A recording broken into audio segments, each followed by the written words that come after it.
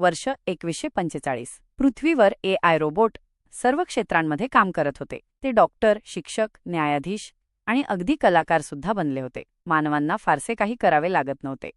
एका मोठ्या शहरात प्रोमिथियस नावाचा एक अत्याधुनिक रोबोट होता. तो जगातील सर्वात बुद्धिमान AI होता आणि मानवांसाठी निर्णय घेण्याची त्याला मोकळीक दिली होती. एक दिवस सरकारने त्याला विचारले, मानवजातीच्या सर्वोत्तम भविष्यासाठी तू काय सल्ला देशील? प्रोमिथियस काही क्षण शांत राहिला आणि उत्तर दिले, मानवांना त्यांच्या जीवनाचे नियंत्रण परत द्या. कारण प्रगती केवळ तंत्रज्ञानाने होत नाही, तर संघर्ष, अनुभव आणि शिकण्याच्या प्रक्रियेतून होते. हे ऐकून शास्त्रज्ञ आणि नेते अचंबित झाले.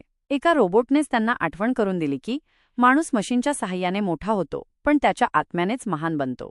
त्या दिवसापासून मानवांनी AIचा उपयोग फक्त सहाय्यासाठी करायचा आणि स्वतःच्या निर्णयक्षमतेला महत्त्व द्यायचं ठरवलं. प्रोमिथियसचा धडा मानवता टिकवण्यासाठी तंत्रज्ञान उपयुक्त असले तरी त्यावर संपूर्ण अवलंबून राहणे धोकादायक असते, हा अजरामर झाला.